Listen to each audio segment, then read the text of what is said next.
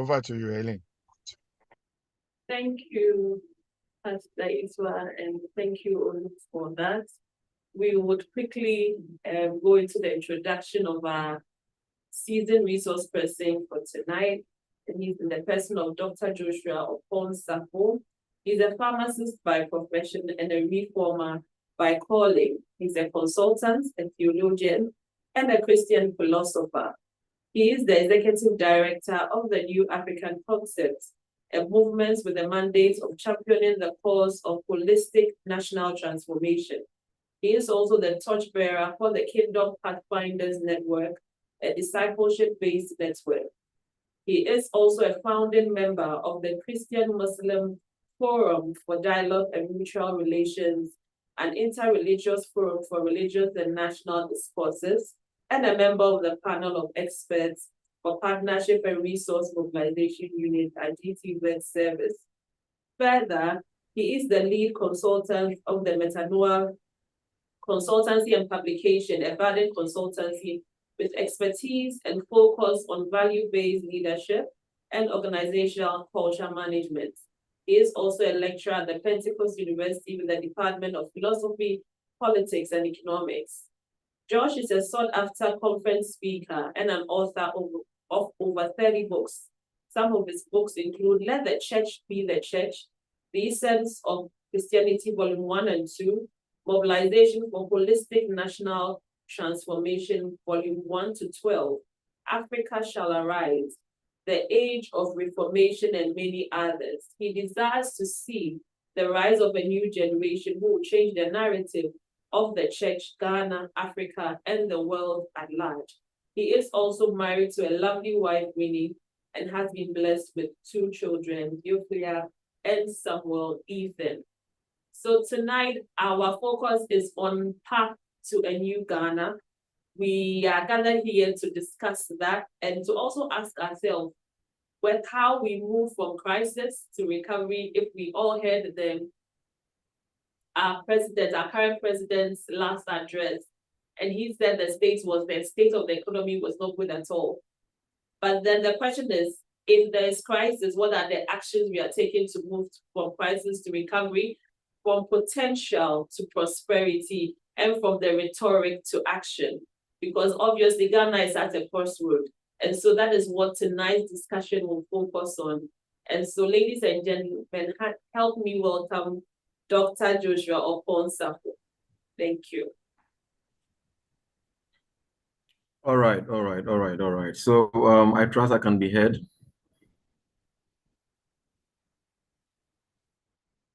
Yes, please. We can hear you loud and clear. Very well. So thank you so much. Nice meeting you, Itwa, and then also Mrs. Nelson. Very much happy to have you, and then also to have me around. So just like the topic says, we want to take a swipe at the subject of Path to a New Ghana. So maybe I'll touch on some few points, and then as we go along, maybe some questions or some dialogue to keep it going. Well, as was introduced, my background is also in pharmacy, theology, and then philosophy. So sometimes I borrow from my background in order to make a point. To start on the point from pharmaceutical, or should I say the medical fraternity. For instance, if you have a malaria, you will realize that normally you are given a number of drugs. One of it is the anti-malaria itself, with the focus of dealing with the bug. So the bug is the microorganism which is causing the malaria itself. So you are giving the anti-malaria in Ghana here, mostly like Lonart or Lufat or whatever it may be. Now, in addition, you are also told, for instance, if you are giving Lonart, you'll be told that try and then take oily foods. The idea is that those ones are supportive. Maybe take enough rest, take enough water, try and then take some oily food to help with the absorption, especially of the lumefantrine, which is one of the active components of the anti-malaria. And then you'll be given finally certain medications to help with your symptomatic relief. So because of the malaria, you have dietary problem, or you don't have the appetite to eat, so you can be given an appetite stimulant. That one does not solve the anti-malaria, but it is helping to give you symptomatic relief. The difficulties that you are going through as a result of the malaria, so you are having high temperature, hyperthermia, so you'll be given, let's say, a painkiller, let's say Brufen or paracetamol. So that is, I want to use that template for this discussion. So now the main malaria bag is there. You are given an anti-malaria, you are given supportive structures of taking enough rest, taking enough juices, and then what have you. And then you are also giving symptomatic reliefs, the likes of some painkillers and some appetite stimulants in order to get you going. It is in the same stretch that this discourse, I believe, ought to be passed to a new Ghana. If you ask me, with the work I do and where I stand, I'll always vouch for and say a yes. I see that there is going to be a new Ghana. I see that there is going to be a new Africa. It is more than a possibility, although it is not on a silver platter. And that is why I believe discussions like these open grounds for us to really learn. So there is the primary, the secondary, and then the tertiary. The primary route or part to the, so more or less there are these three parts that leads ultimately to the new Ghana we all anticipate and so earnestly desire. So there is the innermost, which is the primary, like the anti-malaria itself, and that one focuses on the value systems, which I'll be throwing a bit more light on briefly. And then there is also the other aspect of the secondary, which is the support systems, which deals with institutional reorientation or institutional adjustment. And then, just like I said, there is also the symptomatic reliefs given by the painkillers. And those ones happen to be the material or external adjustments in order to reduce the present tension we have in the system. So with your permission, maybe I would love to start with the primary and then move gradually, if I can continue in that light.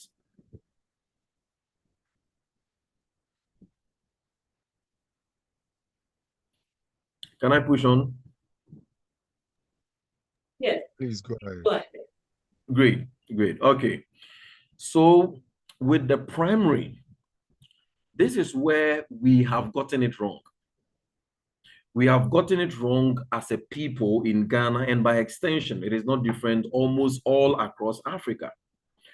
Proper diagnosis of the problem is very crucial, because wrong diagnosis will give wrong prescription, and then it will then mean that we are going to expend a lot of time, energy, and resources into where it is not itching the most. So right from independence, by the early 1960s, then the wave of independence have swept across many African countries. And the estimations, when you read journals, economic journals, the political journals of that time, on the global scene, Africa was called the continent of the future.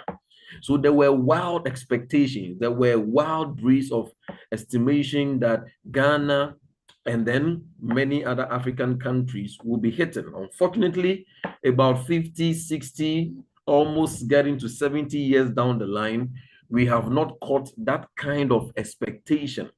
It is because, but a lot of efforts have been made, from coup d'etats to democratic, engagements, to just name it.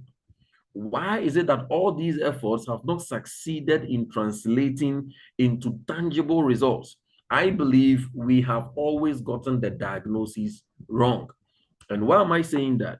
I'm saying that because there are two things. We have contributing factors to every situation, and then the determining factors. Contributing factors, as the name suggests, they contribute to shape the element of the thing, but they are not the determining factors. The determining factors are internal, whereas the contributing factors are external. So, for instance, Africa, our contributing factors for where we are now becomes element of slave trade, colonialism, neo-colonialist, agenda. Of course, all these have helped to shape Africa in one way or the other.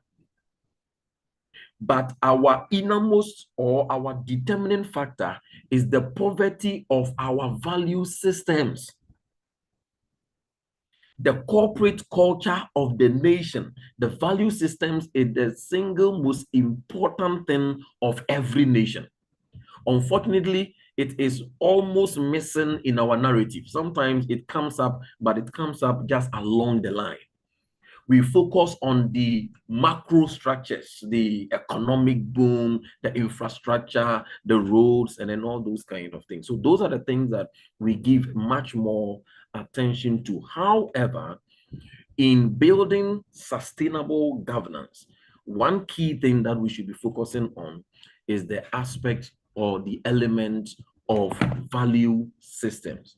And why I am making mention of the value system is that, as I said, those ones are the determining factors. So for instance, when you take Ghana or Africa, and then you ask most of us, why are we struggling in this state? Well, because the white man came, the slave trade, and what have you.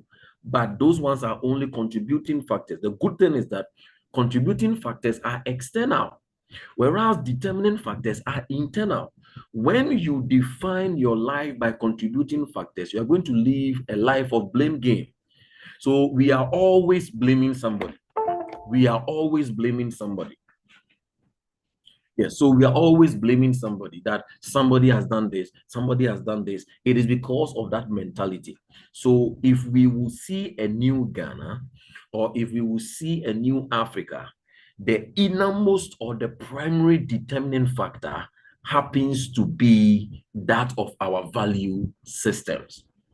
Our culture is not a culture that naturally brings about transformation. Nations are successful not because of their geographical location or not because of their natural resources. Rather, nations are successful because of the quality of their value systems. What it means is that poor values will produce poor nations. Rich values will produce rich nations. Weak values will produce weak nations, and then strong values will produce strong nations. Ghana, Nigeria, and almost across Africa, we are weak and poor because of the poverty and weakness of our value systems. It is not because of the natural resources.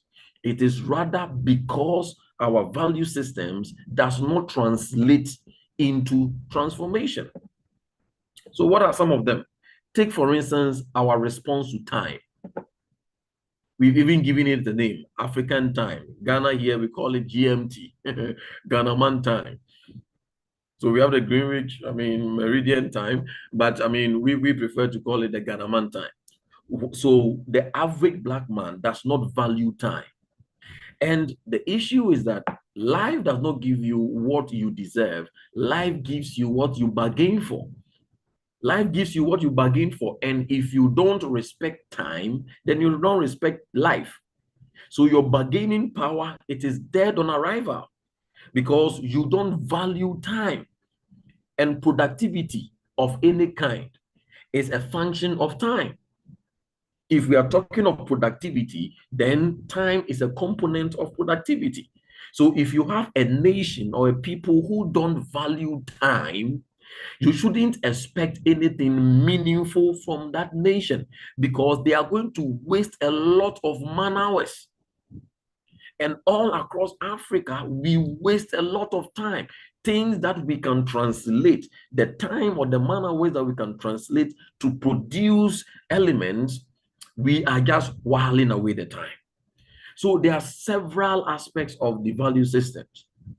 So some of it is dependency syndrome and entitlement mentality. So all these are part of our natural or our value systems as we have it. Predominantly, many of us do not respect time. Predominantly, the average African is so overly dependent on the government, overly dependent on the third party. As a nation, our budget is never complete without external aids. IMF, World Bank, from the Western world, EU. So if they don't come in, we cannot micromanage ourselves. It is all because we have built a system. It is part of our culture that we must depend on people. And it is in our personal lives. Many people live that way.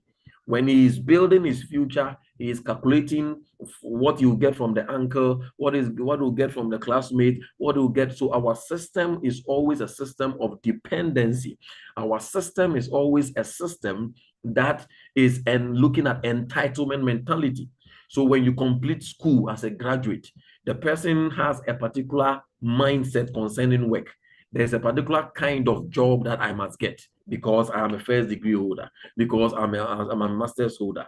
Our system does not produce us to be thinkers, to be creators, to be innovators. We are dependent on the government. So there are several components of our values as a culture that does not translate into building a nation. Servant leadership is a value in certain places. So in most cases, the places that we say that the system is working, the system that works, it is working on the grounds of viable and transformational values. So you go there, they respect time. If the meeting is 8, it's actually 8. By 7:55, everybody is seated. These are the values that builds a nation. No matter how blessed you are with natural resources, if you don't have the right mindset and the right skill set and the right values, you will always be poor. So in economics, it is called the curse of the resource curse. So it is propounded that nations with a lot of resources are also poor. So it is called the resource curse. That from research, it seems that nations with a lot of natural resources end up becoming poor. And the issue is not so much of the resources. So take Nigeria, for instance, a lot of resources. Take Ghana, for instance, a lot of resources. Take, Congo, for instance, a lot of resources. However, with all these resources, we are writhing in poverty and pain and struggles. It is not merely because of the resources, it is because the accompanying systems that must make good use of the resource, we are not having it. So many people think that our greatest problem is leadership. But personally, I hold a contrary view. Because leadership, yes, we have a poverty of leadership, or we have leadership crisis in our nation and across Africa. But in a democratic setting, citizenship failure precedes leadership failure. In every democratic setting, the beginning of the constitution, like Ghana, the beginning of our constitution says that we, the people of Ghana. So it is an entrusted authority that we have given to the elected people. So what it means is that in a democratic setting, there is a portfolio which is stronger and higher than even the president, which is the people. And a country's leadership is a reflection of the norms, the maxims, the dictums, the interests, the trajectory of the citizenry. So all things, leadership is the cause, all things are effect. It is true contextually, but I argue against it in a democratic setting, because in a democratic setting, leadership crisis or leadership is an effect of a fundamental cause. Why have we consistently had, take for instance Ghana, 67 years down the line post-independence, we have consistently cried of bad leadership. It should tell you that there is a problem with the leadership pipeline. So our goal is not just to be hunting for, a messianic leader to just jump up from the waves and then come down and then take us to the promised land. No, nation building does not ride on miracles. Nation building rides on principles, procedures, and processes. And that is why it is crucial for us to understand this point. So in seeking to wrap up my primary route, the point is that we need two things at the primary level. One, first and foremost, there must be a deliberate reorientation, national reorientation program. This is what, as a nation, and I believe all across Africa, we desperately need. We need a reorientation program which will shift our mindset and then our values into transformational values. These values that we have, even if, as it is normally being said, even if the whites escape or they live there and then they come to Africa, and then the Africans will go to the Western world, after a while, we'll be buying tickets and visa to come back to our own Africa. It should tell you something, that there are no dry lands anywhere. There are only dry men. There are no dry lands anywhere. What we have is are dry men. In other words, if you can build an internal fountain, then you can be in the heat of a desert, but you can transform it. And we've seen it all around. Take the Dubais and then co. It has been done. It means that there are no dry lands. There are rather dry men. When the people in it are dry, morally dry, spiritually dry, ethically dry, value-based dry, then even in the superfluity and abundance of resources, they will still be poor. They will still be poor, so sadly. So when we talk of resources, it is not just about the gold, the diamond. The greatest resource of any nation is the human capital. But because we are not interested in building the human capital, the end result is that that which is the greatest commodity to transform nations has rather become a curse, destroying our lands. So take Nigeria, the giant of Africa, about 200, 240, 220 million people, depending on the source and authority you subscribe to. So if you are having a nation of about 200 to 240 million people, this is literally heaven on earth, because these numbers alone have potential for massive transformation. Because take China. China is China partly because of its numbers. Take America, because numbers play a role when it comes to economic elements. So blessed are thou, O land, when you have the numbers and the leadership and citizenry of that nation have the right systems in order to maximize the potential of that numbers. So the numbers are neutral. If you use it positively, it will become a blessing. The likes of America and then China have utilized it onto a blessing. If you don't use it positively, it will become a curse. The likes of Nigeria and Congo is there for our taking. So Congo is over, a little over 100 million people. But what is the end result? If you care to know statistics from Economic Outlook, one of the economic journals, it says that by 2050, which is actually 25 years from this time, Silver Jubilee from this time, it said by the year 2050, if all African countries continue their trajectory as we are doing without any adjustment or change, he said that by 2050, 80% of the world's poorest people are going to be in Africa. And out of that 80%, 40% will be in Nigeria and Ghana, Nigeria and Congo alone. 80% by 25 years time from now, 80% of the world's poorest people, they are going to be in Africa. And out of that 80%, 40%, half of it is going to be in only two countries, Nigeria and Congo. Why? They have the numbers. And by extension, Ghana, Togo, and then what have you. So the place of the value system is a non-negotiable factor. And that is why I'm saying that over the years, we have gotten it wrong. We have been expending effort at the symptomatic reliefs, just like malaria, as I started using as an example.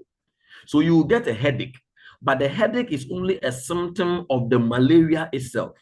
You have loss of appetite, But the problem is not the loss of appetite. The problem is that there is a fundamental disease, but the symptomatic presentation or one of its manifestation happens to be the loss of appetite.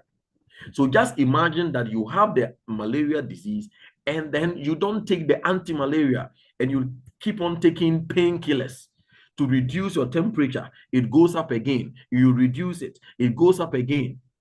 And you are not dealing with the root cause. That is our state. All or most of our efforts all through from independence to now has been the kind that gives symptomatic relief, because the black man is averagely reactionary. We don't act. To act means you are thinking, you are taking it through processes, thinking, calculating, projecting, etc., etc. But we react. To react means you are being sentimental and then emotional about it. So when the crisis happens and then we are just helter-skelter, we react to it and then we go back to sleep. We don't go through the processes seeking to tame this particular thing. I mean, I don't know about Nigeria and other countries, but at least I can say for Ghana that since independence till now, there is no single problem which was prevalent at the point of independence that we can say as a nation that as for this one, we've been able to deal with it. That is how sad it is.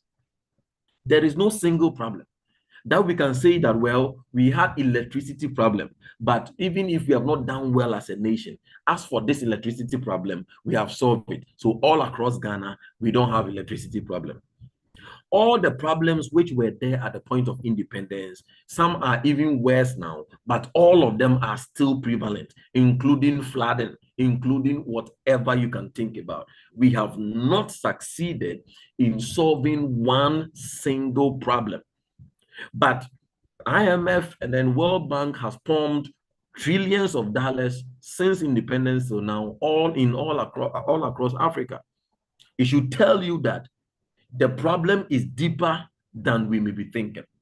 A place of value system. So we need a national reorientation program, and it must be deliberate, it must be intense, it must be very conscious, that will reorient and rewire the mindset of the black man, of Ghanaians and Nigerians and wherever you are, and then build transformational values to replace that of our prevailing values. Because the values we have now will never and can never produce the new Ghana we so anticipate. No matter the things we build, our greatest problem is not infrastructure, though we have infrastructural deficit. Our greatest problem is not even leadership, though we have leadership crisis.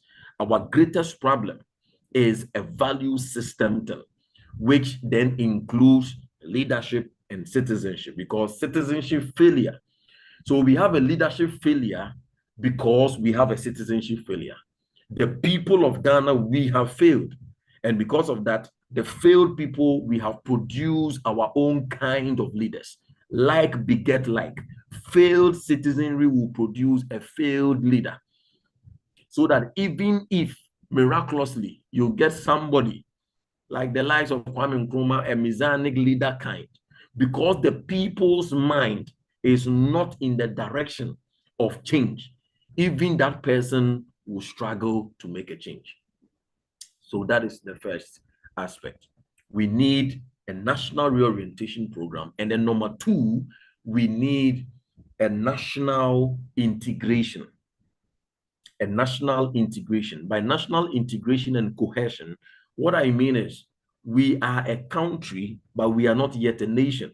Though we use these terms interchangeably, but technically there's a difference. What makes a country is the four walls of the, should I say, the boundaries, the Ghana flag, the national anthem, those kind of things. It makes you a country. But what makes a nation is one nation, one people, one language.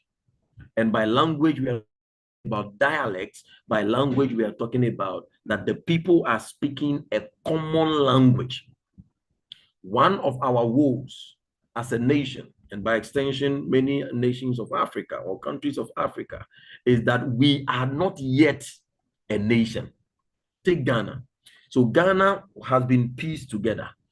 So on the surface, it appears as though we are a nation, but we are not yet united. We don't have a united frontage. So Ghana, for instance, we had the Western Togoland, which is the Volta region, that place. We had the Ashanti Confederacy. We had, or the Ashanti Kingdom. We had the Northern Territory, and then we have the Gold Coast, which is the Cape Coast, Accra, Greater Accra, that side. So it was these four protectorates or zones which were put together to form Ghana. So artificially, we are a country, but technically, we are not yet a nation. We are not yet a nation because we are still divided along certain lines. One, we are divided along partisan lines.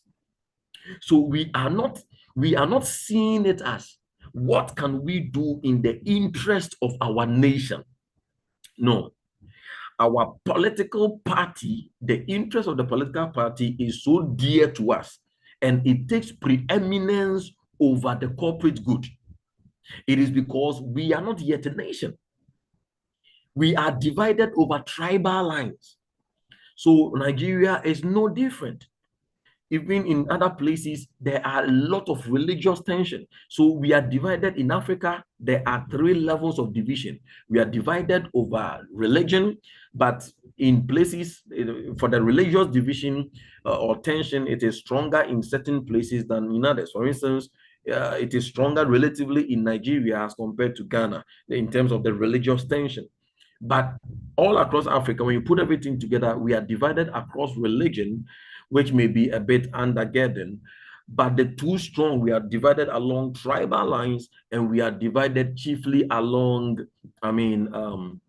the political lines or the partisan lines. So when you take Nigeria, is it APC, PPC, or those? It is just like this place, NDC, NPP, and the tension and the struggle for power is not mostly about the generic good of the nation. It is mostly, we have been in opposition for long. We have struggled to make money and then make waves. Now it is our turn to now chop. So we come to power, and then the kind of, what we practice here, it is the winner takes it all.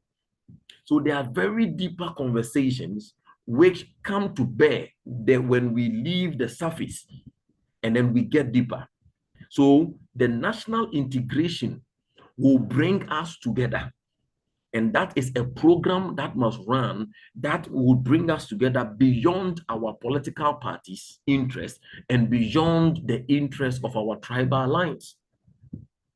So the system we practice is the winner takes it all. And it is coming from our sense of division.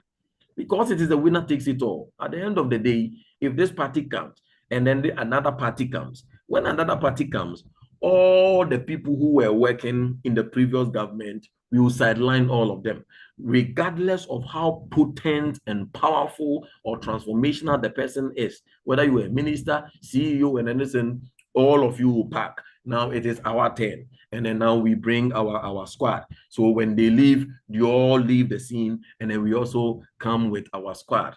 And then on it goes. It is because we are not yet an integrated and having that kind of sense of cohesion. So the problem here is the fact that, one, we have at a primary level, we have a value system defect. And how do we solve it? It should be solved by these 2 things. One, a deliberate reorientation program. I think listening to our president during his first State of the Nation's address, which was I think this week, whether yesterday or last 2 or 3 days, one of the things he made mention of was concerning the national service, that they'll be giving a form of military training, a small touch of military training in order to build them physically and then also to instill discipline in them. Well, I would say that it is an effort made, but it is not comprehensive enough. Because if my memory serves me right, I am well aware that in Nigeria, the national service people undergo a bit of these military kind of training with the idea of instilling discipline into them. But I really don't know, and I can't really confirm. Maybe Itwa can maybe confirm whether it has really translated in having the average, Nigerian youth being disciplined with that assumption. So there is that assumption.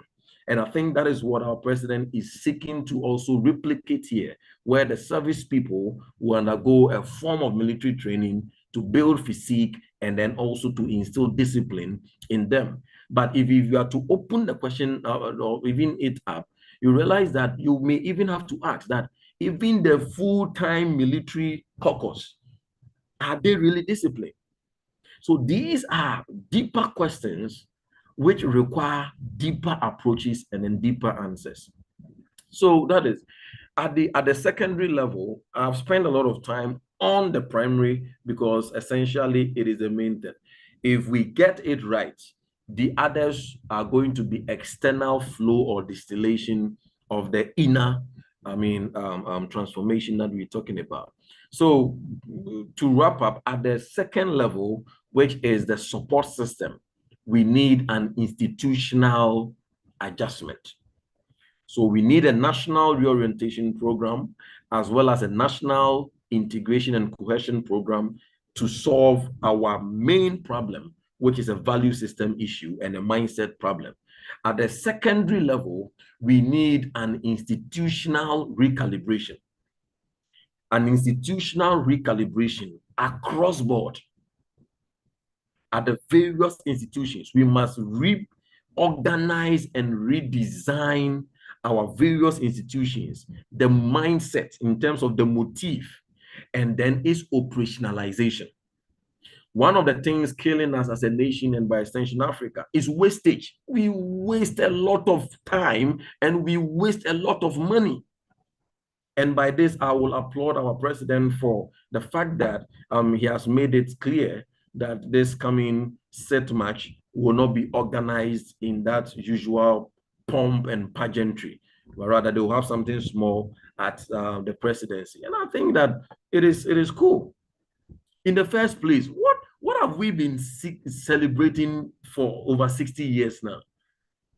And why would we take so much money, be running parades across the various parks, and spending so much money? At the end of the day, what are we even celebrating? Is it worth celebrating? If it means suspending the celebration of independence for the next 10 years so that we can collectively build our nation, when we do that, at the end of the day, we can then celebrate because now there is something tangible to celebrate. So we need a serious institutional recalibration, very, very serious, because the wastage is too much. The wastage is too much. We waste man hours and we waste a lot of money in activities which is going nowhere. The pomp and pageantry. And once again, it is coming from the mindset. Just imagine, in Africa, we are saying that we don't have the money. So we are always going to the white man to just borrow and take certain loans. As I'm speaking, Ghana, our debt has skyrocketed. Around 8 is even hitting around 800 billion. Just imagine, so huge. And what have we been using it for? So it is part of have we even thought why the IMF, the World Bank, they are willing to give us all this amount of money? When they give us, it is because of their interest, because it is a play of interest. Everybody is doing something for his personal interest. It is to keep the system of neocolonialism and then to keep the system of control and the wheels of control going on. So they are aware that if they give $3 billion to Ghana, there is an amount of money, or there is a percentage of that will find its way into the pockets of the leaders. They are aware because they do a lot of research. We don't do researches. We are not lovers of researchers. No wonder Africa as a continent, we contribute less than 1.5% to global research.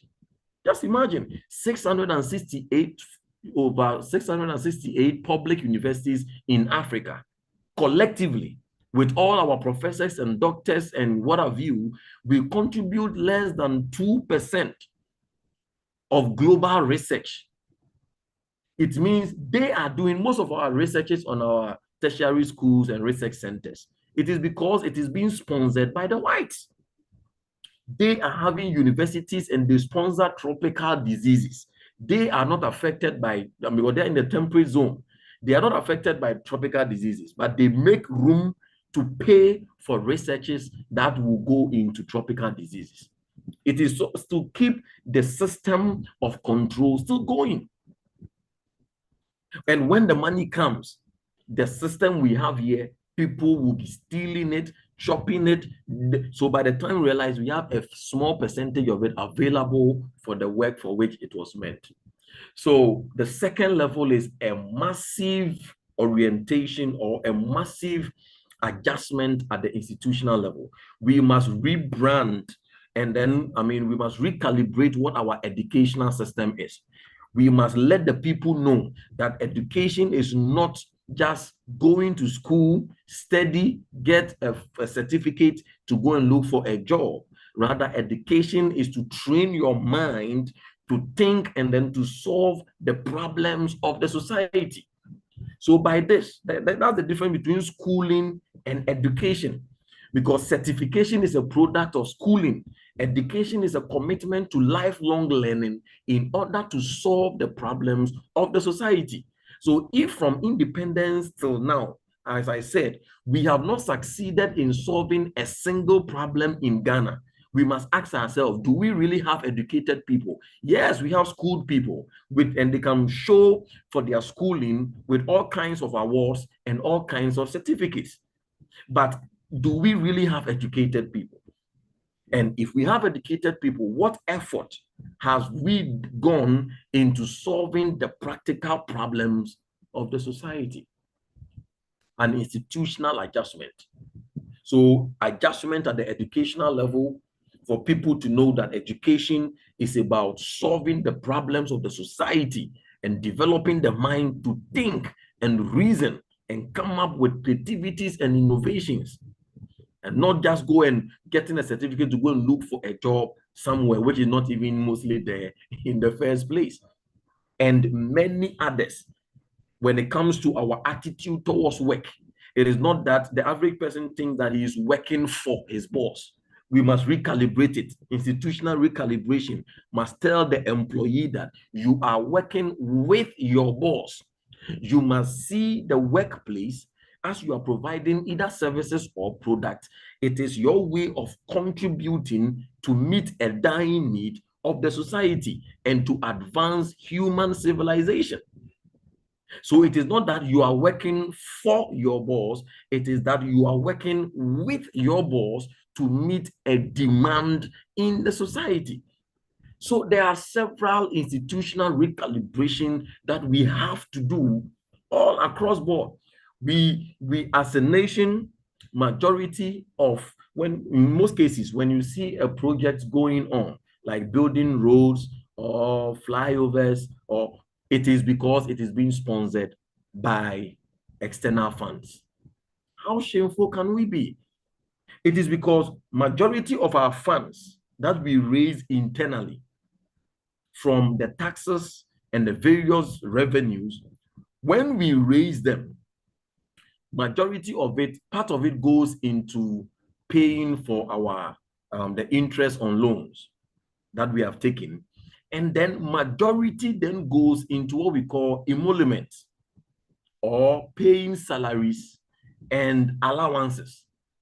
And out of this, huge chunk of our resources, they are almost about 90%. That is why we are unable to undertake projects with our own money, because about 90% of the revenue that we raise goes into payment of emoluments. That is payments of salaries and then unscrupulous allowances. And when you come to think of it, that we are crying that we don't have money, we want to be even more luxurious than the white man who has his money. He is living normal, but we want to come with convoys. That's why I'm saying that it is one word: wastage. The wastage is terrible. The wastage is terrible. And out of that emolument, the public servants, we give them peanuts. And then the people at the top, we give so much money. Apart from salaries, we give so much money in terms of, allowances, belt hook allowance, entertainment allowance. What is entertainment allowance doing for, a parliamentarian or a CEO? Even sometimes button allowance. And all these wastage can be squashed. And the sad thing is that we don't hold them accountable. They can be in power for 4 years, taking salaries and taking all these amount of money, and then nothing goes on. He is at the directorate or at the ministry, nothing goes on. All what we are waiting for is the next cycle of 4 years to either maintain them or to, it is because they are able to do that because of the kind of citizens we are. That's why I'm saying that before we demonstrate against our leaders, I'm hoping that one of these days I will lead a demonstration, this time not against our leaders, but against the citizenry. It is a demonstration against the citizenry. We are sleeping over our jobs. We have become bland and inconspicuous, and then we are always blaming. Yes, the leaders must be held accountable, but more so, the citizen must be held accountable. Why? Because we are the kingmakers. We are the kingmakers. After making a king, what did you consider before you made him a king? After making a king, you then come and cry foul. So in Africa here, we must ask ourselves, are we really culprits or we are victims? What the leaders in Ghana, in Nigeria, in Congo, in Togo, our political leaders, what they are doing to us, are we victims or are we culprits? And you realize that we are, first of all, culprits. We are architects of our own mess before we became victims. And then finally, at the top level is the aspect of the symptomatic relief. So the symptomatic relief is also very important. Just like I said, you are taking the anti-malaria, but you must get some painkillers to help you with your temperature. You must also get some appetite stimulant to help you to eat. So when you come to Ghana, things like unemployment, it is a symptom, though it is not the main thing, but it is a pressing issue. In fact, it is a pressing issue. It is a security threat, because when you keep on having an increasing number of educated unemployed youth, it is a danger to every nation. One of the greatest security threats. It is even more dangerous than Boko Haram. If you are having an increasing number, if you are a nation or a continent, and then you are having an increasing number of educated, technologically connected, unemployed youth, it is a massive explosion waiting to explode, or a massive bomb waiting to explode. An increasing number of unemployed, technologically connected, graduates or youth, then it is terrible. And Africa, we are sitting on a ticking time bomb, because as it stands now, Africa, we have the most youthful population, which is the burning desire of all nations. But it can either become a curse or a blessing.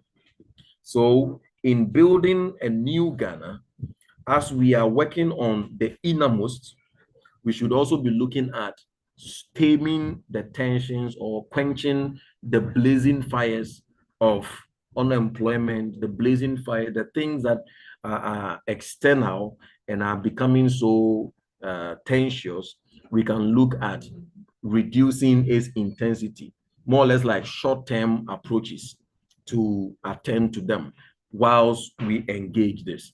So in summary, is Ghana, can Ghana become a new nation? Can Africa become a new transformed continent? I conclude by saying a resounding yes. How? These are the three levels. The first aspect is that we need to build a sustainable element from the base. That is the first aspect, the primary. We are here because of the poverty of our value systems. We have a mindset problem. So how do we solve it? We must champion a national reorientation program, and it must not be passive. It must be active, deliberate, intense, and conscious. And we are not yet united as a people.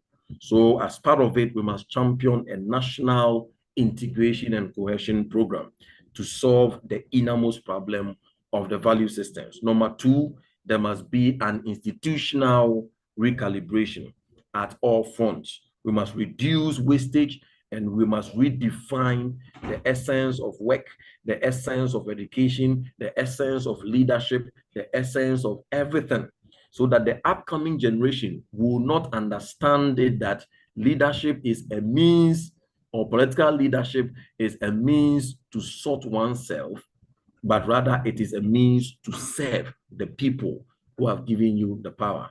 And then finally, we must tame the immediate fires. So depending on the nation and its immediate issue, we must look at what are the pressing elements. And as I said, unemployment is one of it and many others. We profile it and then we deliberately commit to taming those fires. And with these three, a new Ghana is not so far, and then a new Africa is also not so far. So thank you so very much for having me once again, Itwa, and then my dear sister Ninsen. So maybe I may pause if there is any counter perspective or question or seeking for clarification. I'll be very much available. Thank you once again.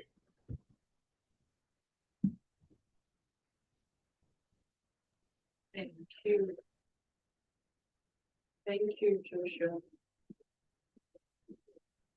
That was very insightful. And how will I say? I think I'm lost for words. Because there's so much that we can actually take away, even from here, with regards to the way forward. And for me, you've touched on very key and salient points about the mindset. And that has been one of the things that I personally always see as the way forward for any nation, is how do we change the mindset? And like you rightly said, this has to do with a program, and the value system. So a program that will reorient us towards that course.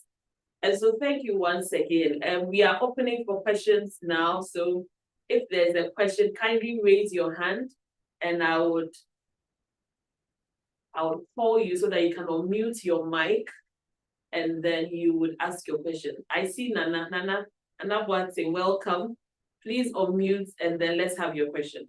Thank you. Thank you very much. Good evening to everyone. And thank you to the speaker for sharing these insightful things with us. I'm sorry I did not join early enough, but at least where I got you. And I just want to ask my question based on your punctuation, which is the mindset. And the moment we begin to talk about mindset and philosophy and all those kind of things, you would agree with me that we will then be talking about spiritual things. Because one of the definitions of a mindset is a mental disposition, and that is one of the definitions of a spirit. Spirit is a mental disposition. And so you would also agree with me that but the moment we begin to talk about mindset, we are talking about philosophical issues. And this is a country where we believe that, because we've written that in our constitution, it's a secular state. We recognize all forms of philosophical ideologies and all those kind of things. So what would you propose in achieving unity and achieving this philosophical stance of Ghanaians as a people? What would you propose should be that philosophical stance? On what ideological base do you propose should be that kind of ideological stance that will kind of unite us so that we begin to think in a certain way? Because obviously, if we are not able to achieve that kind of ideological stance, I doubt if we'll be able to achieve the kind of unity that you propose. What do you think? Thank you. All right, thank you, Nana. Let me pick another question before Doctor, you come in. Mabel, please unmute and let's hear from you.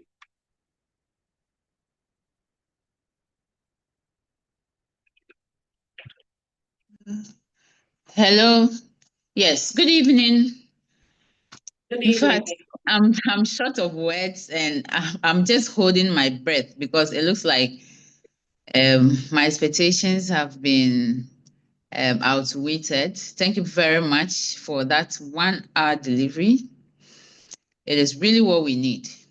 My question, yes, citizens must hold leadership accountable.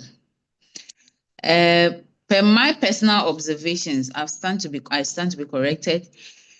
It appears it's both ways. So citizens have their part, leadership have their part. Now, it looks like greed is now driving everything.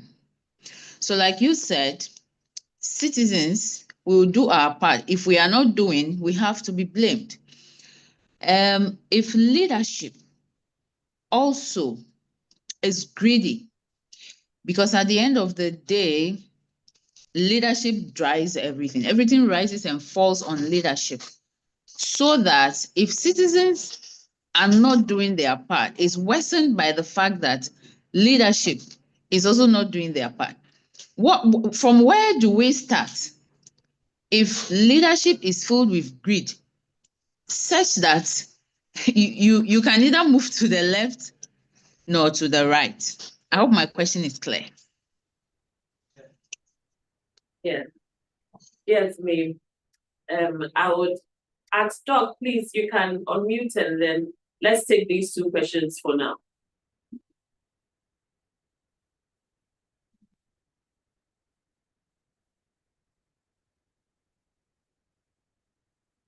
Doc, please, can you hear us?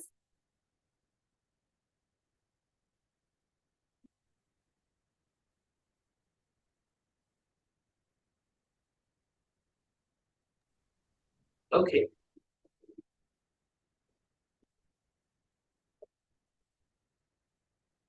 Hello, Doc. Can you hear us, please? Yeah. Okay. Is it okay? Yes, it is. Okay. All right. Yeah. So, I mean, that's very interesting questions. All right. So with the first one, that is, if I get it right, more or less, what philosophical base do we agree on, looking at the fact that, of course, we belong to various belief systems, traditionalists, Islam, and then also Christians as well. Yeah. So when it comes to these values as introduced, I'm a Christian philosopher. I also have, as what I do, I also work with the Muslim fraternity. So I'm a co-founder for the Christian Muslim Religious and National Dialogue. Now, one thing I found is that these values are trans-religion. It goes beyond religion. When these values, maybe another time we could look at those values. For us at the New African Concept, we have selected 20 of these values, and any of these values, they are universal. Universal means that regardless of your is it religious affiliation. For instance, let's take time. Time is one of the values being proposed. Now, the time here, no religion will offset that, oh, as for time, or we are not going to use it actively. Respect for elders, servant leadership, value for human life, etc., etc.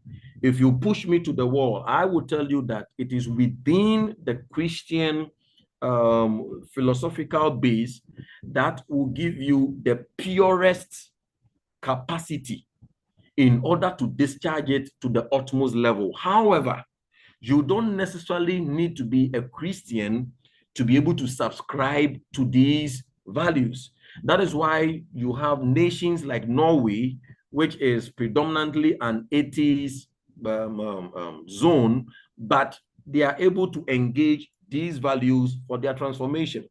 So it is, at least from where I am coming from, I would say that from the Christian base, you can get the belief system as well as the strong support system by virtue of the Holy Spirit to be able to do it in its purest sense.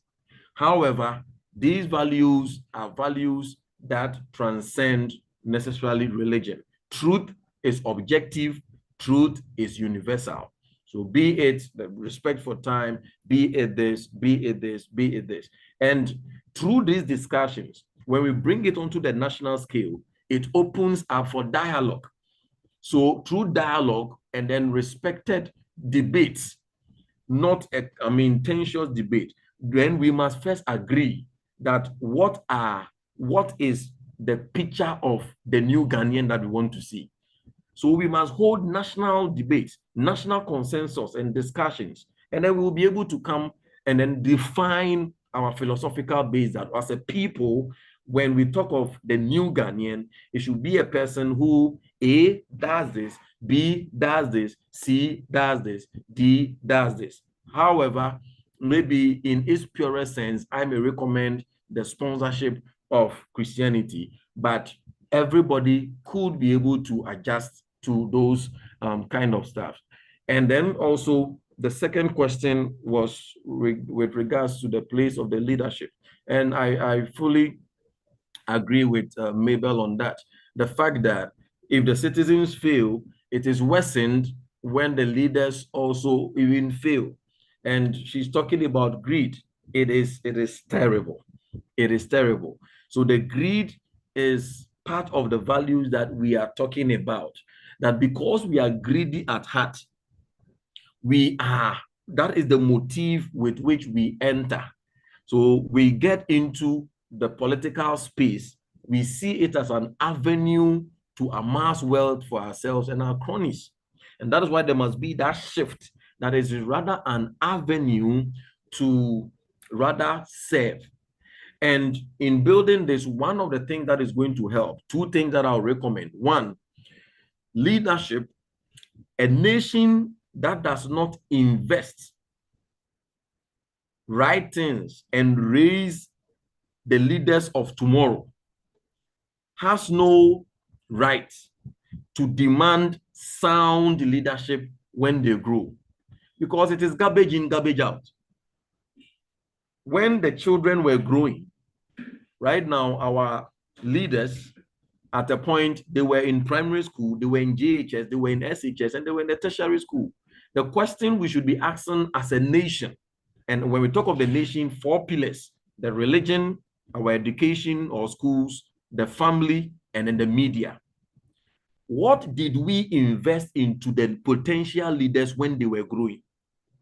We invested lies, even in KG. We invested lies, we invested thievery, we invested corruption into them. We invested moral decadence into them. And how do you expect that when this person grows, based on what you have invested in him when he was growing under that culture, the person grows and then all of a sudden he becomes a mighty angel like Gabriel? No. So per adventure, the nation may be blessed to see one or two leaders that will come on the scene who are not victims of the culture. But if the nation really means business, what we must do is that we must raise the potential leaders of tomorrow. For our leaders today, the greed level is epithet extraordinaire. And the ones coming, I can tell you that they are worse than them. The only reason why they will do different is that we will touch them early and invest into them new and different principles relative to what we have now. Or else we should be assured that we are going to get worse leadership than we have now. So taking the leadership, investing in them so that when they get there, they'll be able to bring out that which we invested when they were going. And then finally, the laws must work. That is what we must be doing. So as we propagate, is one leg, and then the other leg is legislative enforcement. So the laws must work so that people who have lost their conscience in doing the right thing, they will be, because of the threat of the punishment of the law, they will be compelled to do the right thing. So these are the two things that I can also touch on. Thank you, Doc. Mabel and Nana, I hope your questions have been answered. Do you have any follow-up?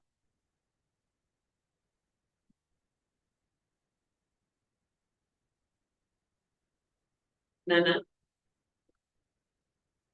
All right, please. Are there any more questions? Yes, Nana. Nana, please, let's hear you.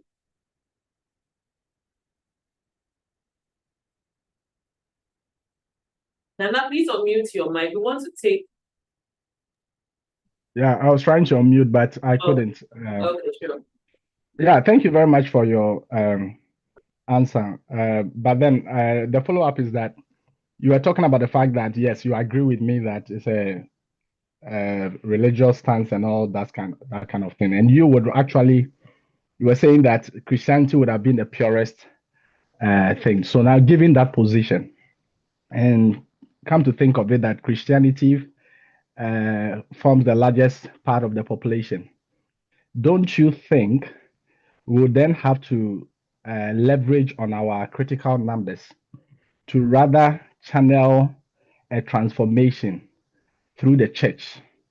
And that would rather speed up all the things that we are talking about to ensure that Christians really live the life that we are being commanded by God to live, because that would be the only way to ensure this kind of transformation that we are talking about. And what practical ways do you think we can use to ensure that we come back to the basis as Christians? Because for me, I think that from what you have said, then Christianity is the hope of the country. And even if you look at our national songs and symbols and all that, they all seems to be influenced by Christianity. Look at our national anthem. God bless our homeland, Ghana, and make our nation great and strong. If you come to the third verse, there is one of the lines that says that, and under God, march on forevermore. You see, so God is really depicted in our national songs, patriotic songs, and all that. And it's really, really geared towards Christianity. So I'm just suggesting that, don't you think that we would have to come from that angle and rather concert our efforts in making sure that we speak to the Christian community and make sure that the life that we have been called to live, if we are really doing that, then that should be the hope of Ghana. What do you think? Yeah. Can I be heard? Yes, we can hear you. Okay. Yeah. So I mean, so lovely a point that Nana has made, and I fully subscribe to it. And actually, that is in the innermost sense, that is how it ought to be. Very well. And then in Ghana here, we have the numbers. Statistically, we're about 71.2%. So it means that, so actually this should also tell you that in a way, we have failed. The church, we have done well. We have contributed in health, in education.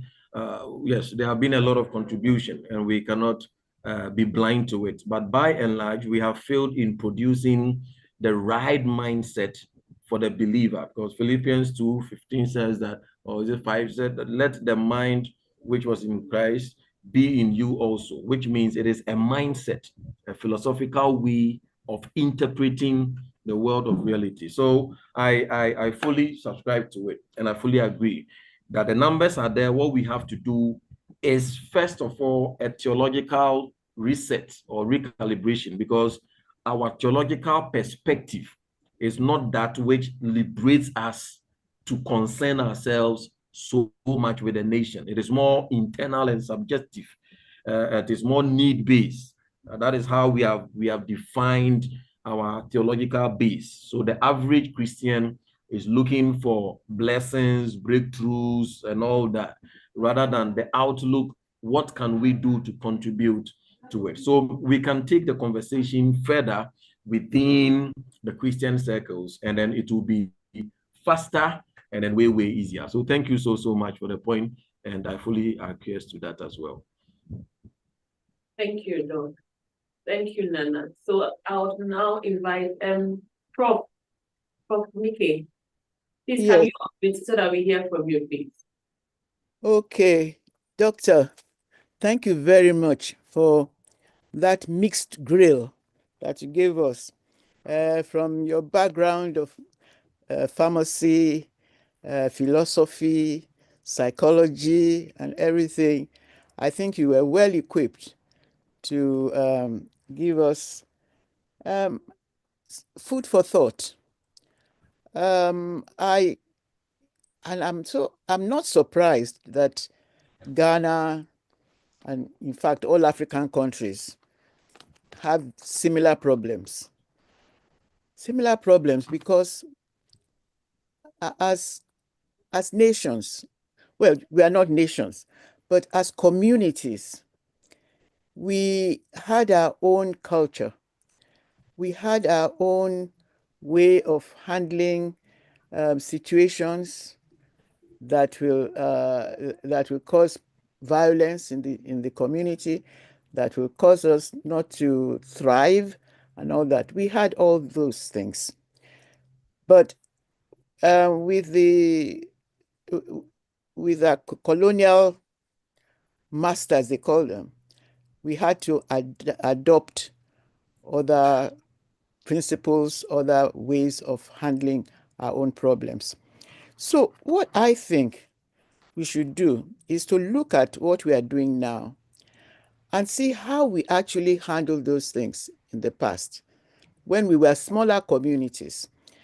The fact that we're having problems now is because we have coalesced all the various communities that were using different methods to handle their problems. We are coalesced, and now there is a competition among us that, oh, my method is better than yours.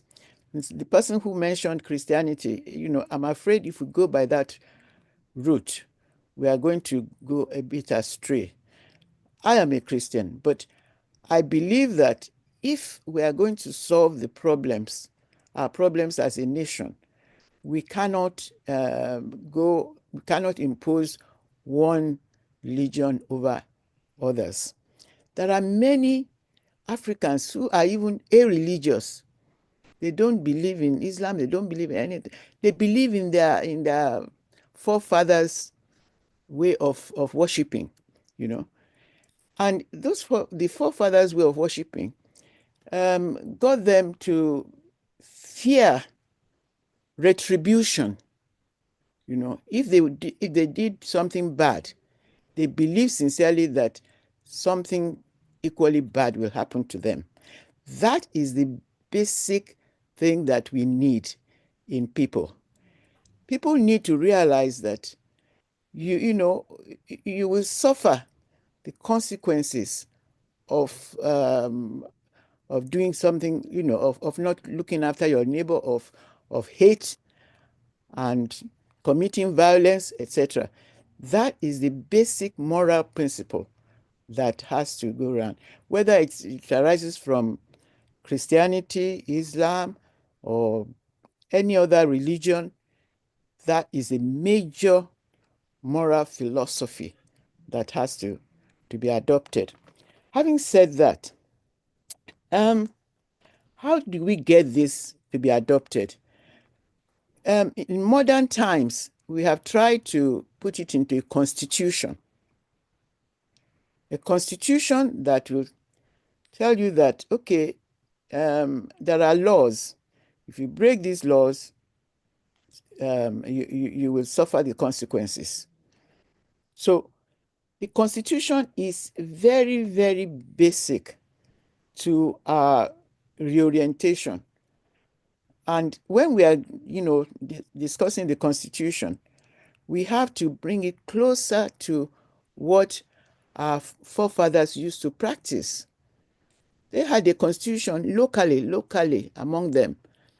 But when we had to come together, some of them lost their constitution, local constitution, and now they are being asked to adopt the national constitution, which they don't understand. But we have to break it down to let them know that this is just bringing together how you used to practice, So, the Constitution is very, very important for us to look at in terms of having one language and one value system. One language, one value system. As you said, language is not in terms of whether you are speaking English or whatever, but that constitution. And I don't know if in any African country their constitution has been translated into local languages. This is basic. It has to be, because we are trying to get people to adopt one common language, and we now choose English or French as a common language. How? I mean, that doesn't make sense. So a constitution has to be also in the local languages, and they must be properly explained to the people who have come together to form a nation. So that is one. The second thing that I wanted to comment on is how did we change from thinking about each other, trying to conserve or to preserve our lives because we value our lives, from, fighting, committing violence, etc. How did we come to that? It's through competition. People begin to look for land that doesn't belong to them, etc. And all that. So it becomes we are struggle against each other. So again, this has to be explained. And you mentioned that one of the ways of helping the next generation is to have a system where they are sort of trained. They are trained. Yes, I believe so. We have a youth corps system, but unfortunately, it has been hijacked by modern, I would say, the modern way of thinking, that it's only the economic viability that matters, not the value system. It was why the youth corps was set up. It was to preserve the value system, but unfortunately, this thirst for money is what is killing us. Is the thirst, and so on and so forth. The work ethics and all that, all of them are rooted into our change of value from community community harmony to economic survival. Survival is what is killing us now. And so we now need to look at, well, how did they handle it in those days? I have one example. I think this was more with women. They used to contribute whatever they had, and at the end of a particular time, maybe at the end of a month or whatever, they will rotate the distribution of that collection to one person who may have a big project or a big problem that she needs to solve, you know. In other words, they set up a kind of insurance system. Now that we have adopted the modern way of life, we must have an insurance system, a proper insurance system. Without insurance, we are just joking. We are you know, particularly for health, even education, whatever our basic needs are, we should have a good insurance system, which could be managed by both government and private sector. These are my own little contributions to this. And in short, what I'm trying to say is this: we have to re-examine what we are practicing now in this modern setup, and see how we can explain it in terms of what you know, ancestors used to practice, and so try and get the buy-in of the citizens into this kind of philosophy. Thank you very much. Thank you Dr. very much thank you for those comments about the topic. And I have one question for Doc. Doc, you know, in Ghana, oral has been trending.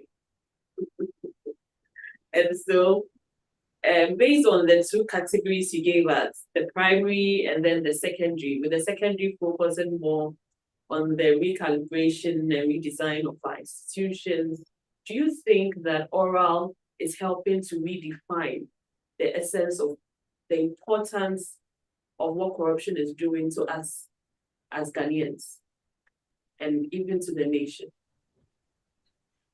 Okay, thank you very much for that. So just like you rightly placed it, the oral will fall into the second quadrant, which is the institutional recalibration. And I made mention of one of the things in terms of wastage.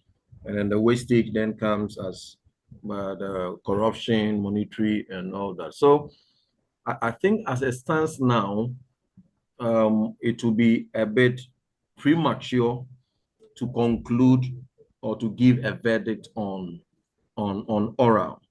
The idea, the philosophy behind it definitely is good and then can help.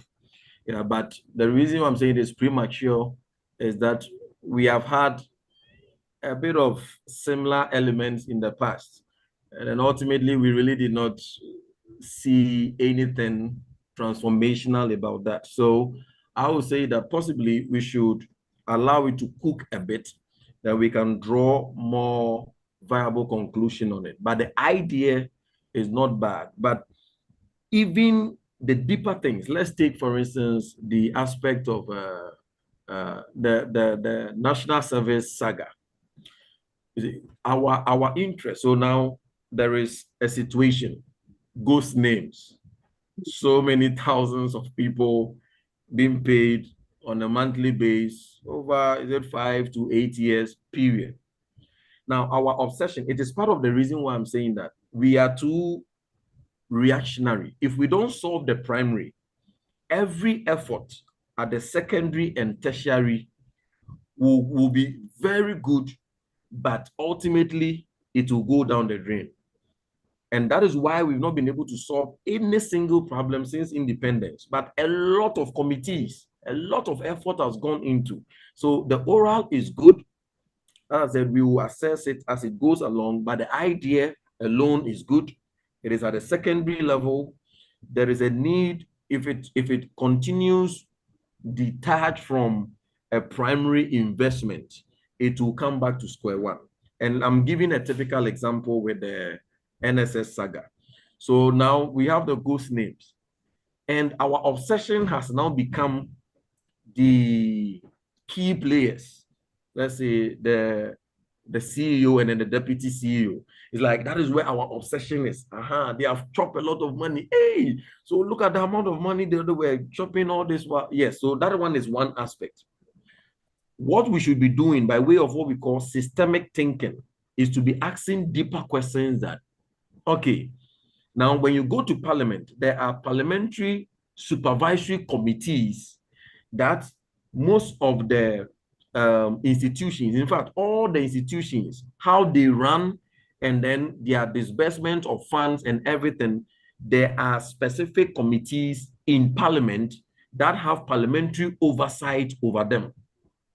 So as we are thinking about the key players, the CEO and the deputy CEO, we should widen the scope to be worried about the problem in the pipeline, that we have a systemic problem. Why is it that for 8 years, the people who we have mandated constitutionally in the parliament to have parliamentary oversight of NSS, how did they skip their notification for 8 years? These are more pressing questions. That because our obsession should not just be, oh, we should jail them. We should, yes, so okay, they are jailed. By jailing them, it does not solve the systemic problem. Why is it that it took a private investigative journalist to uncover this, whilst we have supervision or parliamentary supervisory oversight, and they also have levels of oversight? So this one, in systemic thinking or analysis, you then assess all the key players from, the accounts department to those parliamentary committees having oversight to this. That is the approach the white man uses. He is trying to find not only the immediate issue, but to find all the key players that escaped them, and it was paid consistently over the 8 years. So by the time we realize we have solved the entire pipeline, but our approach is normally, yes, we are obsessed with it. Omedisika, they are chopping the money, get them jailed, take them to court. So we take them to court, whether they are jailed or they are not jailed, we are satisfied that we have pressed their necks, and then it ends there.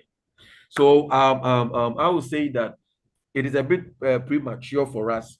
Let us give some time, and then analyze. But I am very much certain, without the primary investment, our genuine, clear investments at the secondary and tertiary level, just like it has been since independence, all efforts will yield something, but not so tangible, because the center does not hold.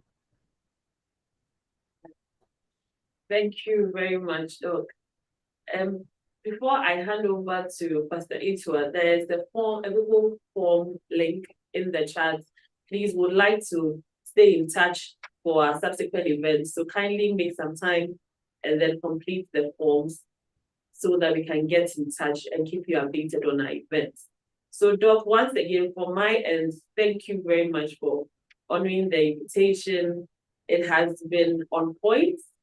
Very, you spoke to us from the depth of your heart. I could feel it where I was. And I know that this is really a call to action for us to know that, in fact, the whole agenda of working towards a new Ghana starts from the home, and that is with our value system. So thank you once again. I'll hand over to Mr. Itua. Thank you.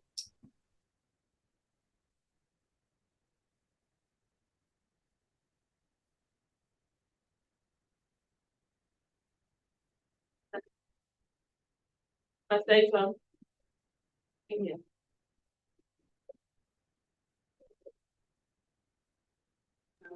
God bless you. I was trying to unmute myself. Okay, sure.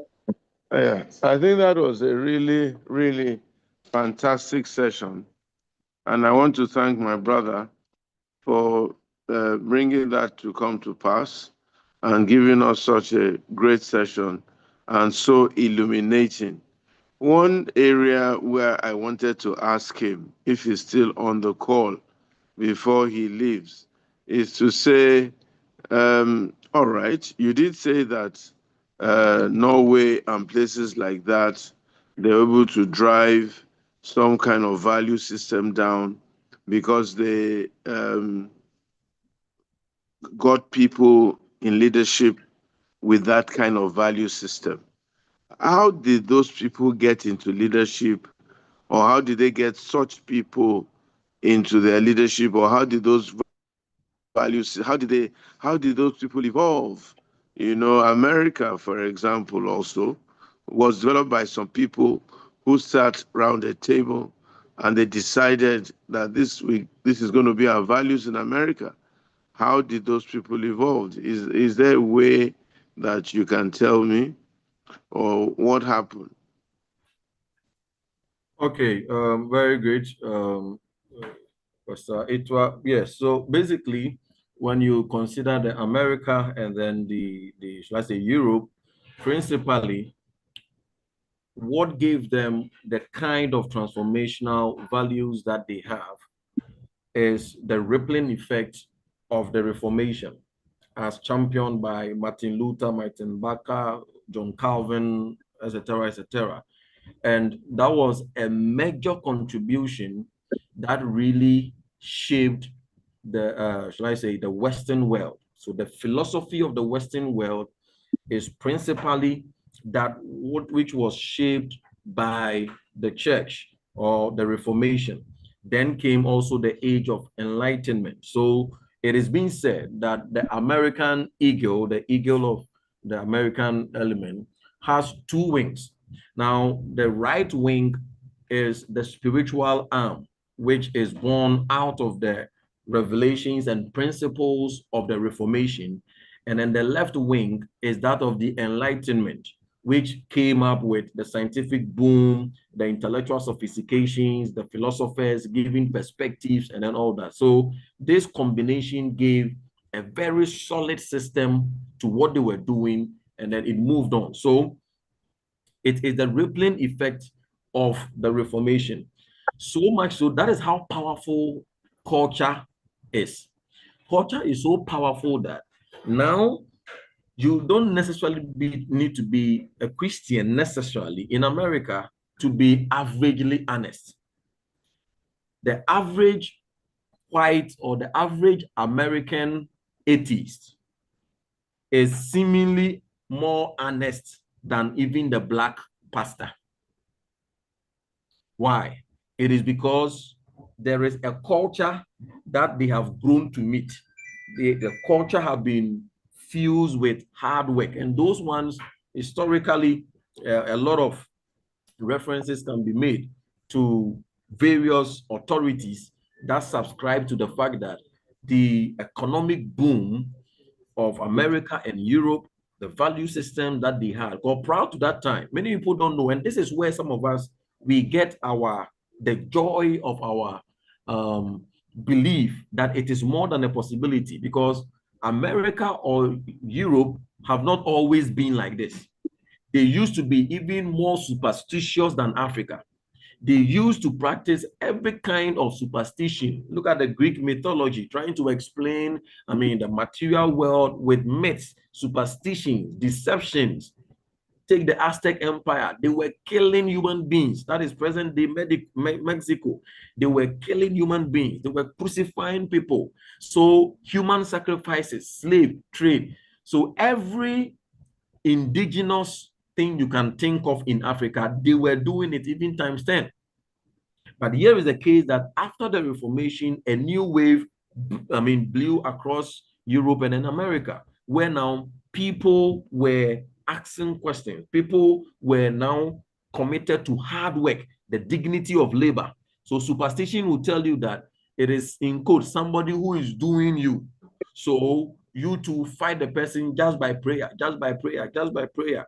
But I mean, the Reformation was emphasizing things like the dignity of labor, hard work, and then others. So in short, where did they get their value system, those transformational value systems? It is a rippling effect of the Reformation, and it has come through till now. Though now they are cutting themselves off their roots, however, it has become more cultural. But if they continue this way, if they continue cutting themselves from the root that gave birth to them, then the America the Great or the Western civilization would definitely be in the balance. Why then don't we have same after over 200 years of Christianity in Ghana and Africa?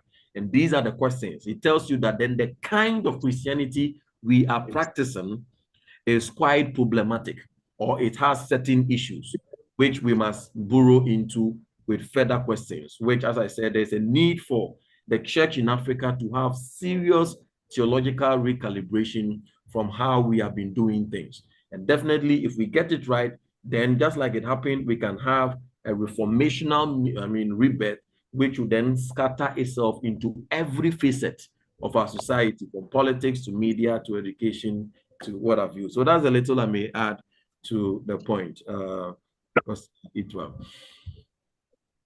Thank you so much. I must thank you because I think you have just re-emphasized basically what I have been saying, that the church was actually the bastion of civilization.